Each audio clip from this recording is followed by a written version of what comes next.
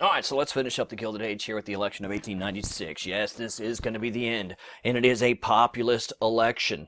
Now, if you remember, this is going to be the lineup between Mr. William Jennings Bryan, who, of course, we will talk about later on when it comes to the Scopes trial. And of course, he's going to run for a president a couple of times. He's going to be representing the Democratic Party, but really, it's more the Democratic Populist Party. And he's going to be going up against Mr. Eyebrows, William McKinley, the Republican, supported by most of the big industrialists up in the Northeast. Now, William Jennings Bryan, being the big populist, is going to have quite a few populist beliefs. He does have this sympathy for the farmers, and he does believe in trying to help create what is going to be a bit of inflation. To devalue the amount of money of the United States to try to help the farmers. He is going to go around the country over and over, sympathizing with the plight of the farmers, saying that we did need to try to help them out. We do need somewhat of a graduated income tax in the United States.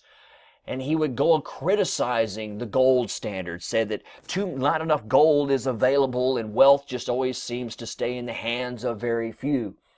And as a matter of fact, at the nominating convention, he's going to go to the floor and make his very famous cross of gold speech, in which he says, "You shall not crucify man upon a cross of gold."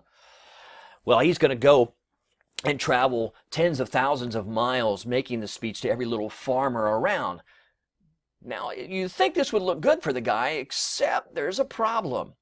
Not all the Democrats were populists. Not everybody was a fan of using silver or bimetallism and flooding the market with it. Not everybody was a fan of the graduated income tax. So even though he's a Democrat, he was too much populist for a lot of the Democrat Party. So when the election comes around in 1896, well, he's going to wind up splitting his own party. A little too much populist. So he's only going to get a bit of the Democrat Party plus most of the populists, but he's going to lose a lot of the Democrats as well as they matriculate over to McKinley and the gold standard because they believe that's more honest, legitimate money and really opposed to that graduated income tax. And because of this populist movement that he put in and his inability to unify the Democratic Party, William Jennings Bryan will lose to William McKinley. That's why we've seen this cartoon before of William Jennings Bryan, his populist movement actually devouring the Democratic Party.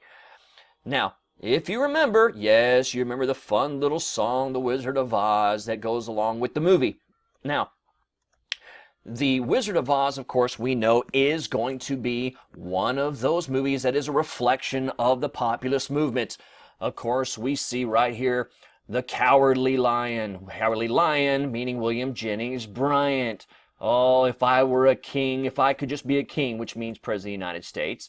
Dorothy being the populist poor farmer. Let's take the path of gold maybe here. Maybe that's the way to go ahead and get prosperity into Washington, D.C. and prosperity into the country if we take the gold standard.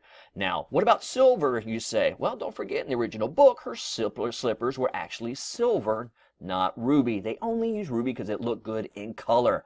So the argument is, do we use silver or do we use gold to get to the promised land? And of course, sometimes people refer to the Tin Man as the wealthy industrialist or the labor workers, actually, because they have no heart at all. You know, they just take advantage of the workers, so they have no heart. The poor farmers themselves, or the poor farmers, are the populists that wouldn't know up from down, supposed to be somewhat unintelligent. They need brains. And of course, the good witch of the East and West, we're going to be talking about some of the bankers and other politicians. And if you want to look up the symbolism of the other ones when it comes to the populist movement, you go right on ahead. All right, so in general, that's going to end some of the brief parts of the Gilded Age. Please make sure you still review some of your notes and your vocabulary in people. We're going to review this over and over again as we get close to Star. But if you've got a little time on your hands, you want something to look at and listen to, well, give this a shot instead. See you guys later for the progressive movement, yeah?